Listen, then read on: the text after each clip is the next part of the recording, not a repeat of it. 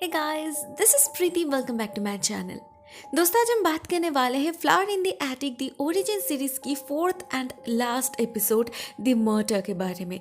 Last episode में हमने देखा इस नरक के कुएं में एक और फॉरबिडन रिलेशनशिप की शुरुआत हो चुकी है, जो आगे जाके इस कहानी को एक नया मोड़ देने वाला है, तबाह करने वाला है इस परिवार को। जब ओलिविया को इस बारे में पता चला, पहले तो उसे समझ नहीं आया वो कैसे रिएक्ट करे। बाद में उसने डिसीजन लिया कि कोरिन और क्रिस्टोफर को उनकी असलियत जाननी चाहिए, तब जरूर वो लोग एक दूसरे का साथ छोड़ देंगे। बट एट फर्स्ट वो कोरिन को मैल्कम के नाम से डराने की कोशिश करती है। वो इस रिश्ते को कभी एक्सेप्ट नहीं करेंगे, कोरिन को डिसोन कर देंगे, फॉक्सवर्थ फॉर्चून का एक भी हिस्सा उसे नहीं मिलेगा। मगर कोरिन ये रिस्क लेने के लिए तैयार थी। उसे पैसों से ज्यादा प्यार चाहिए था। अब ओलिविया के पास और कोई ऑप्शन नहीं बचा था। उसे सब कुछ बताना ही पड़ता है, उस सच को बाहर लाना पड़ता है जिसे छुपाने के लिए उसने अभी अभी मिसेस टीनर का खून किया है। वो उन्हें सारी बातें बता देती है, मैल्कम के रेप के बारे में, अलीशा के प्रेगनेंसी के बारे में, जिससे उन्हें पता चले वो लोग असल में हाफ सिबलिंग्स है। मगर इससे कुछ नहीं होता। वो दोनों प्यार में पागल हो चुके थे, इतना अंधा हो चुके थे कि उन्हें इसका कॉन्सिक्वेंसेस दिखाई नहीं दे रहा था। ओलिविया उसी रात क्रिस्टोफर के साथ भागना चाहती थी, मगर क्रिस्टोफर मना कर देता है। उसे पता था पैसों के बिना सरवाइव कर पाना कितना मुश्किल है। उन्हें कुछ भी डिसीजन लेने से पहले आगे का सब कुछ प्लान करना होगा। इससे ओलिविया को एक आइडिया आता है। उसे पता था मैल्कम अपने पैसे कहाँ रखता है, तो वो जाती है चोरी करने। मगर लॉकर खोलते ही उसके हाथ लगता है एक विल, जो उसके दादाजी यानी कि मिस्टर गार्लैंड फॉक्सवर्थ ने बनाए थे। उसमें साफ साफ लिखा था कि उनकी प्रॉपर्टी 2 हिस्सों में बटेगी, एक मैल्कम को मिलेगा और दूसरा क्रिस्टोफर को, जो उसे कभी नहीं मिला। इतने में मैल्कम वहां आ जाता है और कोरिन को रेड हैंडेड पकड़ लेता है। मगर कोरिन के मन में तब तक अपने पिता के खिलाफ नफरत की आग जलने लगी थी। उसे पता चल चुका था उसके रियलिटी के बारे में। मैल्कम ना सिर्फ एक रेपिस्ट है, बल्कि एक चोर भी है। अगर क्रिस्टोफर को उसके हक का पैसा पहले ही मिल जाता तो वो आसानी से अपना एजुकेशन कंटिन्यू कर पाता। अलीशा को भी शायद इतनी जल्दी मरना नहीं पड़ता। कोरिन को तो घिन आ रही थी अपने पिता से। On the other hand Malcolm उसे समझाने की बहुत कोशिश करता है कि उसने जो भी किया है सिर्फ और सिर्फ उसी के लिए किया है। मगर उसके रूड बिहेवियर से मैल्कम बिट्रेड फील करने लगता है। ऊपर से जब उसे पता चलता है कोरिन क्रिस्टोफर से प्यार करती है, उससे शादी करना चाहती है और उसी के वजह से ये सब कुछ हो रहा है, तो गुस्से में पागल हो जाते हैं वो। ओलिविया एग्जैक्टली इसी सिचुएशन को अवॉइड करना चाहती थी, इसीलिए कोरिन को समझाने गई थी वो। मगर अब सब कुछ सबके सामने आ चुका था, तो वो गेस कर पा रही थी मैल्कम इसके बाद क्या करेगा। वो अपना सारा गुस्सा जरूर क्रिस्टोफर पर ही निकालेगा। होता भी यही। मैल्कम बिल्कुल उसी तरह उसे चोक करने लगता है जैसे कभी उसने उसके पिता को मारा था, और गुस्से में ये बात उसके मुंह से निकल भी जाती है। क्रिस्टोफर उस राक्षस के हाथ से खुद को बचा नहीं पा रहा था, स्ट्रगल कर रहा था वो। तो कोरिन उसकी हेल्प करती है, एक भारी चीज से मैल्कम के माथे पर वार करके नीचे की तरफ भागने लगती है। तब तक उनके चीखों से नीला का परिवार भी घर में आ चुका था। उनके सामने कोरिन अपने पिता को ह्यूमिलिएट करने लगती है, उसे एहसास दिलाती है उनके वजह से कितने लोगों की जिंदगी खराब हुई है, कितनों का घर उजाड़ा है उसने। इंसान के शरीर में हैवान है वो। मैल्कम अपनी इंसल्ट और सहन नहीं कर पाता। वो गुस्से में ऊपर चला जाता है और मामला कुछ देर के लिए शांत पड़ जाता है। ओलिविया फिर से एक बार अपने बेटी को समझाने की कोशिश करती है, मगर कोरिन किसी के सुनने वालों में से नहीं थी। उधर मैल्कम एक प्लान बनाता है। वो क्रिस के मन में शक पैदा करने की कोशिश करता है, ये कहकर कि कोरिन एक बहुत ही सेल्फिश लड़की है जिसे अपनी खुशी के सिवा और कुछ नहीं दिखता, और वो कोई दूध की धुली भी नहीं है। उसने 1 साल पहले ही अपने बच्चे का अबॉर्शन करवाया है। क्रिस्टोफर इस सच के लिए तैयार नहीं था। वो चौंक जाता है और फाइनली मैल्कम का ऑफर एक्सेप्ट कर लेता है, $10,000 के बदले कोरिन को छोड़ने का ऑफर। मगर जाने से पहले वो एक बार कोरिन से मिलना चाहता था अकेले में। ओलिविया उसे वो मौका देती है, ये जाने बिना ही कि इसका नतीजा कितना भयानक होने वाला है। ये क्रिस्टोफर का चाल था इस घर से भागने का। कुछ देर बाद जब ओलिविया लौटती है तब तक वो कोरिन को लेकर जा चुका था, $10,000 और कोरिन के सारे ज्वेलर्स के साथ। ओलिविया के तीनों बच्चे ही जा चुके थे। वो बिल्कुल अकेली पड़ चुकी थी। किसी तरह अपने लोनली लाइफ से कोप अप करने की कोशिश कर रही थी वो, मगर मैल्कम वैसा की वैसा ही रह गया। कोई भी बदलाव नहीं आया उसमें, ना उसकी लाइफ में ना कैरेक्टर में। इस उम्र में भी छोटे छोटे बच्चों को चेकआउट करने से उसे शर्म नहीं आती। रिसेंटली उसकी नज़र पड़ी है सीलिया की बेटी ग्रेस के ऊपर, जो रिश्ते में उसकी ग्रैंड डॉटर है। एक दिन वो उसे लिफ्ट ऑफर करता है, गॉड नोस किस बहाने से। ग्रेस राजी भी हो जाती है, बट फॉर्चुनेटली ओलिविया उसे रोक लेती है। वो अपने पति को बहुत अच्छे से जानती है, इसीलिए बिल्कुल भी भरोसा नहीं करते उस पर। कोरिन के गए हुए ऑलरेडी कई महीने बीत चुके थे। एक दिन ओलिविया को एक लेटर मिलती है जिसमें कोरिन ने लिखा है कि जब तक मैल्कम जिंदा है वो घर नहीं लौटेगी। ऐसे तो सालों लग जाएंगे, ओलिविया इतनी वेट नहीं कर सकती। तो वो मैल्कम को मारने का प्लान बनाने लगती है। रात के अंधेरे में गैराज में जाकर उसके गाड़ी का ब्रेक खराब करने की कोशिश करती है वो, लेकिन नीला उसे रोक लेती है। इस गाड़ी का ड्राइवर उसका एक रिलेटिव है। कल अगर कोई एक्सीडेंट हो तो दोष उस पर ही लगेगा। ओलिविया ऐसा नहीं चाहती थी, तो वो दूसरा रास्ता अपनाती है। नेक्स्ट मॉर्निंग जैसे ही मैल्कम कॉरिडोर पे आता है और नीचे झांकता है, रेलिंग टूटकर डायरेक्टली नीचे गिर जाता है वो। ओलिविया वहां पर ही बैठी थी, मगर उसका कोई रिएक्शन नहीं होता। क्यों होगा? उसे तो पहले से ही पता था ऐसा कुछ होगा। उसने कल रात एक हैंडसॉ से वो रेलिंग्स काट कर जो रखी थी। मगर इतना कुछ करने के बाद भी मैल्कम नहीं मरता। पूरे 6 महीने हॉस्पिटल में बिताने के बाद घर लौट आता है, मगर उसकी हालत मौत से भी बदतर हो चुकी थी। उसका लेफ्ट साइड कंप्लीटली पैरालाइज्ड हो चुका था। इसका मतलब अभी आगे से उसे ओलिविया पर डिपेंडेंट रहना होगा हर छोटी बड़ी चीज के लिए। इससे बड़ी सजा उसके जैसे इंसान के लिए और क्या हो सकती है? मैल्कम का हेल्पलेस चेहरा ही बता रहा था अंदर ही अंदर कितना फ्रस्ट्रेटेड फील कर रहा है वो। ओलिविया इसका पूरा फायदा उठाती है। अपने ऊपर हुए हर एक फिजिकल एंड मेंटल टॉर्चर का बदला लेती है वो। मैल्कम के सामने वो सब कुछ करने लगती है जिससे उसे नफरत है। उसे तड़पते देख एक अजीब सा सुकून मिल रहा था ओलिविया को। वो घर की मालकिन तो बन चुकी थी, मगर बिजनेस की नहीं, जिसके ओनर बनने के लिए उसे मैल्कम की सिग्नेचर चाहिए थी। ओलिविया उसे डराती है कि अगर उसने साइन नहीं किया तो उसे खाना नहीं मिलेगा, और फिर कोरिन के रूम में जाकर तोड़फोड़ भी करती है, जिसका एक एक सामान मैल्कम ने इतने सालों से संभाल कर रखा था। लेकिन इस हालत में भी वो हार मानने के लिए तैयार नहीं था। एक हाथ से ही वो ओलिविया पर हमला कर देता है, उसे चोक करने लगता है। बहुत मुश्किल से ओलिविया निकल पाती है उसके ग्रिप से और उसे मजबूर कर देती है साइन करने पे। ओलिविया हमेशा से चाहती थी एक सक्सेसफुल बिजनेस वुमन बनना। यही उसका सपना था जो मैल्कम ने अपने पाँव के नीचे कुचल दिया था।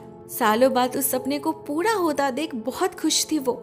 सब कुछ बहुत बढ़िया चल रहा था, मगर फिर भी अंदर ही अंदर बहुत रेस्टलेस फील कर रही थी वो। हमेशा उसके अंदर जैसे एक लड़ाई चल रही थी। एक रात भी चैन की नींद नहीं आती उसे। ऐसे में बस एक ही इंसान था जो उसे सही रास्ता दिखा सकता था, उसका कजिन जॉन एमोस। ओलिविया उससे मदद मांगती है और उसके बताए हुए रास्ते पर चल के अपने जिंदगी का मतलब ढूंढने की कोशिश करती है वो। जिस गॉड और रिलीजन पर कभी भरोसा नहीं किया उसी में शेल्टर लेती है, लेकिन वो भूल जाती है किसी पर भी एक्सट्रीमली डिपेंडेंट होना इंसान को अंधा बना देता है। धीरे धीरे ओलिविया की हालत भी वैसी ही होने लगी थी। एमोस उसे रिलीजन के नाम पे एक्सेंट्रिक बना रहा था, उसके बिलीव्स एंड मोरालिटी को कंट्रोल कर रहा था वो। जब वो कोरिन को घर बुलाने की बात करती है, एमोस स्ट्रेट अवे मना कर देता है, ये कहकर कि उन लोगों ने पाप किया है और उन्हें पनाह देकर ओलिविया भी उस पाप का भागीदार बन जाएगी। उनसे जितना दूर रहा जाए उतना ही अच्छा है। मगर ओलिविया है तो आखिर एक माँ ही ना। वो छुपके से कोरिन की खबर लेने लगती है।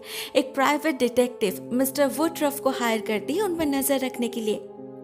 ऑलरेडी कई साल बीत चुके थे। कोरिन और क्रिस्टोफर अपने जिंदगी में खुश थे। पता चलता है उनके 4 बच्चे भी हैं, Chris, Kathy, Corey and carry.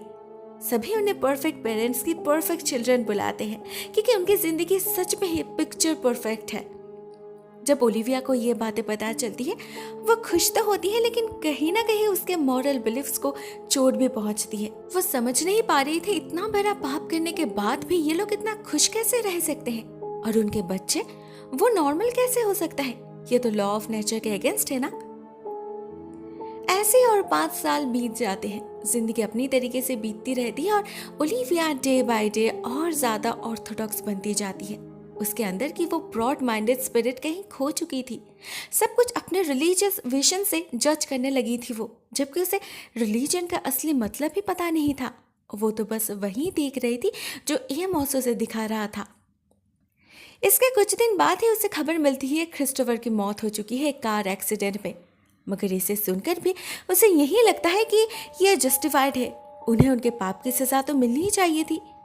Olivia भी अपने हिस्से का रिपेंटेंस करती है, घर को प्यूरिफाई करके सारे पुराने फर्नीचर्स को जला के राख कर देती है वो, एज इफ इससे उसका पाप कम हो जाएगा। ऐसे में नीला आती है उससे मिलने। उसे बहुत अजीब लगता है ओलिविया का बिहेवियर। ऐसे चीज़ों को जलाने की जगह वो अगर उन्हें गरीबों में बांट देती तो बेटर होता ना, जिन्हें ज़रूरत है इन चीज़ों की। लेकिन ओलिविया इन बातों को समझ नहीं पाती। एमोस उसे समझने नहीं देता। वो नेला के साथ भी बहुत रूड बिहेव करता है, ठीक जैसे कभी मैल्कम करता था।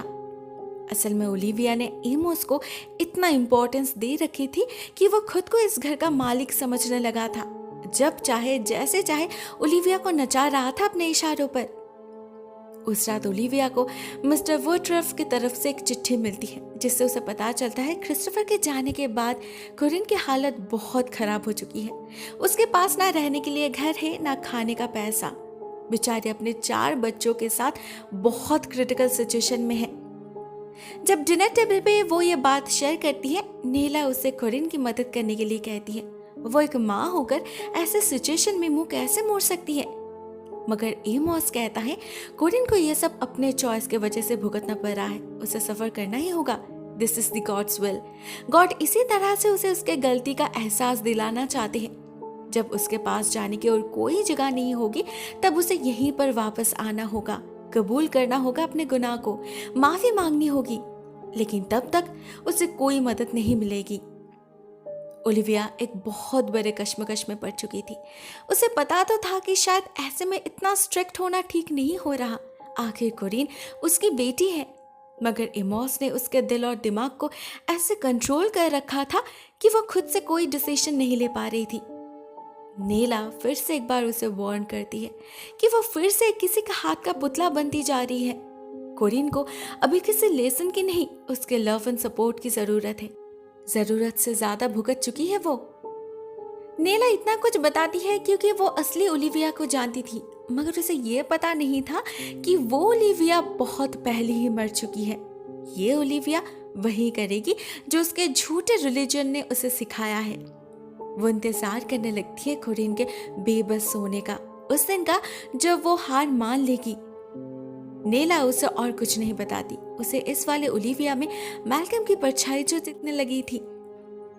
इसके कुछ दिन बाद ओलिविया को कोरिन की एक लेटर मिलती है। उसने घर लौटने की मांग की है। वो तो बहुत खुश हो जाती है। आखिरकार सब कुछ उसने जैसे सोचा था वैसे हो रहा है, मतलब वो सही रास्ते पर चल रही है और इसका सारा क्रेडिट जाता है एमोस को। ओलिविया की जिंदगी में एमोस का इम्पोर्टेंस बढ़ता ही जा रहा था, जो मैल्कम को भी दिखाई दे रहा था।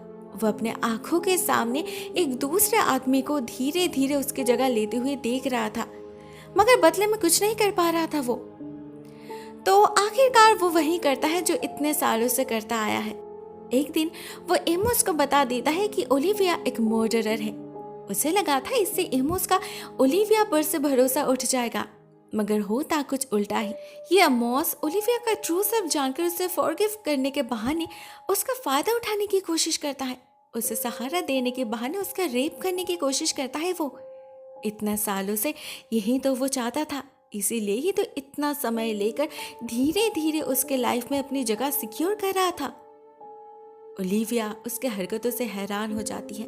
पहले तो उसे थप्पड़ मारकर घर से निकल जाने के लिए कहती है, मगर उसके बाद भी जब वो नहीं मानता तो फिर उसका खून ही कर देती है। उसके लाश को दफना देती है उसी जगह जहां सालों पहले उसने और मैल्कम ने मिलकर मिसेस स्टेनर को दफनाया था। इस हादसे के बाद ओलिविया के अंदर जितनी भी अच्छाई थी वो सब मिट जाती है। वो जैसे अंदर से पत्थर बन चुकी थी। उसे यकीन हो चुका था कि दुनिया में बस वो अकेली ही सही है और बाकी सब गलत। जिनको सही रास्ते उसे ही लाना होगा। तो वो वही करती है। अपने बेटी को घर बुलाती है, उसे प्यूरिफाई करने के प्लान से, उसके बच्चों के अंदर जिस पाप की जड़ है उसे खत्म करने के इरादे से। मगर उसे कोई आइडिया ही नहीं था कि वो असल में चीजों को और बिगाड़ रही है। उसका तरीका उन्हें पाप से दूर नहीं करेगा, बल्कि उन्हें और पाप करने पे मजबूर कर देगा। हम देखते हैं पहली नजर से ही वो कुरिन के बच्चों को घिन भरे नजर से देखने लगी थी। लड़के और लड़कियों को एक साथ बैठने तक नहीं दे रही थी, इस डर से कि वो लोग भी उनके माँ के रास्ते ना चलने लगे। मगर आखिरकार वही होता है। वो उन्हें रैट पॉइजन से मारने की कोशिश तक करती है, मगर वो किसी तरह सरवाइव कर लेते हैं और शुरू होता है पाप का एक नया चैप्टर। दोस्तों, इसके आगे क्या होता है वो तो हम सबको पता है। ऑनेस्टली मुझे प्रीक्वल काफ़ी अच्छी लगी। होल स्टोरी को कंप्लीट कर देती है ये स्टोरी। सिर्फ अगर मैल्कम की माँ कुरिन के बारे में और जानकारी मिलती तो अच्छा होता। एनीवेज, ये सीरीज यहीं पर एंड हो जाती है। उम्मीद है आपको वीडियोस पसंद आई होगी। आज के लिए बस इतना ही दोस्तों। Thank you so much for watching this video. बहुत जल्द मिलते हैं एक और नए वीडियो के साथ। तब तक के लिए टेक केयर। टाटा।